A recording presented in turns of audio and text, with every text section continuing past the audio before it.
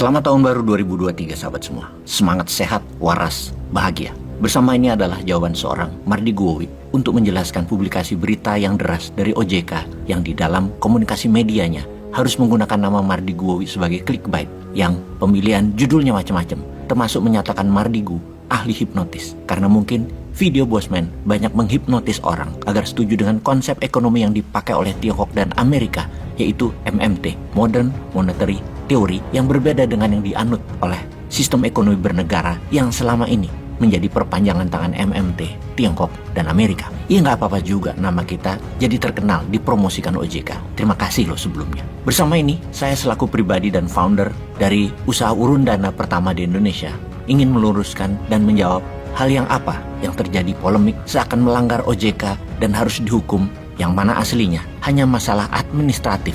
Tidak ada tindakan pidana atau kriminal yang dilakukan oleh pihak penyelenggara Santara. Namun kesan melawan regulator berkesan melanggar hukum pidana dan seakan bisa dipidanakan adalah hal biasa itu. Itu adalah perputaran pemahaman twist plotnya media. Regulasi kalau melawan ya memang wajar dihukum. Ibarat main sepak bola, tackle-nya terlalu keras, membahayakan lawan, ya akan dikartu kuningkan. Masalahnya adalah regulator memaksa Santara main sepak bola, sementara aslinya Santara adalah hanya pemain kasti. Begini penjelasannya. Muasal cerita awalnya adalah untuk membuat Indonesia menjadi negara besar, kuat ekonomi dan berdaulat. Berdaulat di sini artinya tidak di bawah cengkraman asing atau siapapun di luar dari diri kita. Yang artinya itu kita baru berdaulat. Kalau usaha kita bagi 4 macam kategori, maka ada perusahaan masuk kategori besar, yaitu mereka yang memiliki omset di atas 50 miliar setahunnya. Itu perusahaan besar. Perusahaan menengah adalah mereka yang memiliki omset antara 5 miliar sampai 50 miliar setahunnya. Perusahaan kecil adalah perusahaan yang beromset per tahunnya antara 500 juta rupiah sampai 5 miliar rupiah. Kalau usaha mikro, omset mereka setahun di bawah 500 juta rupiah. Kalau dipetakan perusahaan besar di Indonesia, ada sekitar 6 ribuan yang omsetnya di atas 50 miliar setahunnya. Ini dari data tahun 2020, di mana yang 770-an ada di Bursa Efek Indonesia sebagai bagian dari strategi funding mereka. Pastinya perusahaan besar ini memiliki jaminan atau kolateral yang bisa bankable. Mereka juga bisa ke bank. Di luar perusahaan besar, maka kategorinya adalah UMKM, usaha mikro, kecil, dan menengah.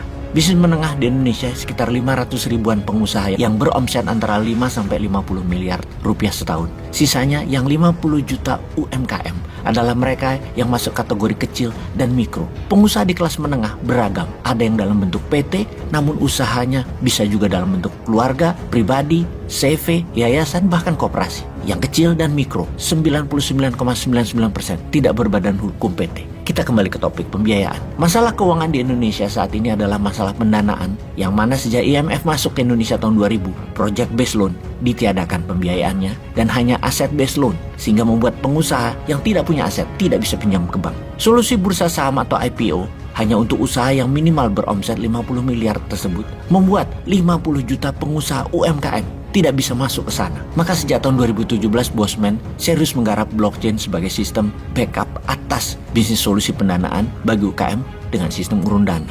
Blockchain memudahkan pendataan administrasi serta mengatasi paperwork sehingga langsung to the point, yaitu pembiayaan, di mana secara bisnis bagi hasil usaha jauh lebih menarik daripada bayar bunga pinjaman. Maka bisnis pembiayaan itu atau funding urun dana menggunakan sistem bagi hasil, papers administrasi dan lainnya di backup pakai blockchain. Ketika tahun 2018 Santara diluncurkan, ada 9 perusahaan mendaftar dan dibiayai semuanya secara administrasi adalah perusahaan yang belum berbadan hukum PT, namun pengusahanya telah lebih dari 5 tahun menjalankan usahanya. Salah satu contohnya ada Mayasi Ramen milik Pak Kuat Subarja yang sangat bagus bisnisnya, dan banyak lagi usaha sejenis. Lalu OJK menyemprit Santara karena menjalankan usaha yang belum ada aturannya. Selama 9 bulan peraturan digodok, Santara tidak boleh menjalankan bisnis. Akhirnya peraturan keluar, peraturan jadi. Yang disayangkan adalah aturannya mengikuti aturan Bursa Efek atau IDX yang ini sesungguhnya berbeda model bisnisnya. Kita lagi enak-enak main kasti, ada 16 perusahaan yang dibiayai Santara, akhirnya tinggal 9 karena yang 7 buyback, beli balik uang publik yang dipakainya karena nggak pas dengan aturan yang dibuka oleh OJK. Akhirnya OJK memberikan izin setelah Santara dengan tergopoh-gopoh yang tadinya adalah fintech, full teknologi berbasis blockchain, jadi harus penuhi administrasi kertas, surat izin, akta, serta segala macam legalitas dilengkapi. Dan ketika harus dijalankan, karena secara prinsip kita ingin menolong UMKM, maka Santara terus mencari usaha yang telah jalan walaupun legalitasnya menyusul, alias belum lengkap standarnya sesuai dengan aturan, yaitu harus berbentuk PT. Ini mungkin peristiwa awal masalah antara administrasi, KSE, OJK, dan Santara, di mana Santara ingin mendemokratisasi bisnis, di mana semuanya adalah berbasis blockchain, ditokenisasi. Aslinya token berbasis UMKM menjadi bisnis model bursa saham yang dibagi ke publik adalah sahamnya, legalitas PT-nya. Itu berbeda karena tadinya tokennya yang mau dibagi. Tokenized stock rupanya tidak paham regulator. Karena nggak paham main kasti, pahamnya sepak bola, maka regulasi urun dana dibuat model permainan sepak bola. Ini yang buat Santara secara bisnis model menjadi stuck atau tertahan. Kita paham maunya regulator, namun dunia bergeser dengan cepat dan perlu didistrap agar 1 juta UMKM bisa dibiayai oleh investor secara direct, secara langsung, menjadi tidak bertele-tele model bursa saham yang mana harus ada kustodian, harus ada KSE dan segala macam.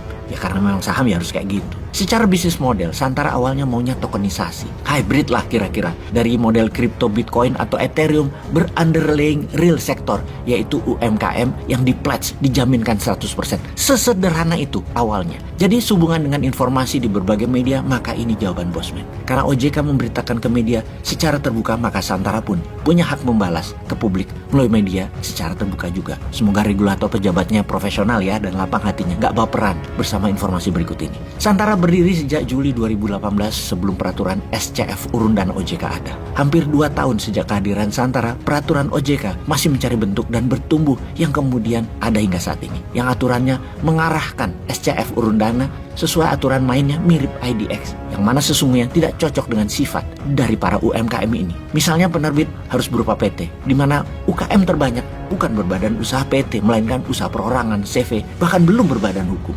Dari 92 perusahaan yang penerbit di Santara, 70% hadir sebelum aturan-aturan administrasi urun dana OJK hadir selengkap seperti saat ini. Ternyata UKM tersebut banyak yang merasa tidak bisa cocok dengan aturan keadministrasian tersebut. Aturan-aturan inilah yang memberatkan bagi banyak penerbit di Santara. Harus jadi PT misalnya. Karena PT adalah subjek pajak kali ya, maka pengusaha UMKM dikejar agar jadi PT dan lengkap surat-suratnya, yang mana UKM sudah usaha lagi sulit, kena pajak lagi nantinya. Secara semangat pendanaan, hadirnya Santara 4,5 tahun yang lalu adalah menjawab kesulitan pendanaan bagi UKM yang tidak punya jaminan untuk ke bank dan tidak cukup besar bagi mereka omsetnya untuk ke bursa IDX. Urun dana Santara, bisnis model aslinya yaitu mendistrupsi IDX pakai blockchain sebagai pengganti kustodian, security, underwriter, penjamin emiten, semua di-secure tokenized-kan. Namun hal ini tidak diperbolehkan.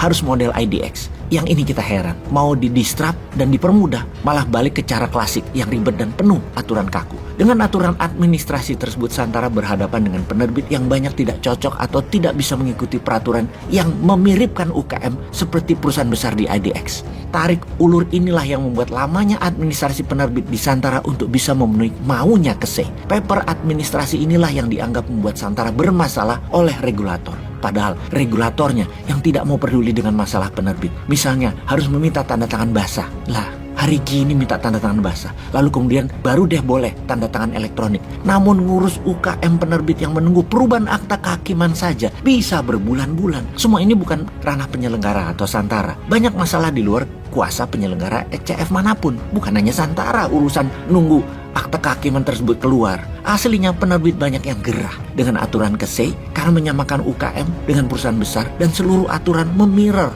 sistem IDX yang kurang cocok dengan UKM. Solusinya mungkin adalah mengikuti mentah-mentah aturan regulator. Namun 70 perusahaan penerbit akan delisting dari penyelenggara SCF seperti Santara. Apa efek delisting? Ada sekitar 20.000 investor mungkin akan kecewa pada keputusan delisting dari platform Santara karena penerbit tidak sanggup memenuhi standar KSE yang sangat tinggi, juga aturan OJK tersebut. Namun namanya juga regulasi ya regulasi. Ya kita akan ikuti. Semoga regulator, terutama KSE, karena dapat cuan dari SCF, jadi harus berani ambil tanggung jawab atas nasib 20.000 investor yang menjadi tidak ada perantara lagi, langsung berhadapan dengan penerbit. Semoga regulator cukup amanah menerima masalah ini sambil menunggu lama bener ya pejabat baru 2024 ya. Salam Indonesia Baru 2024.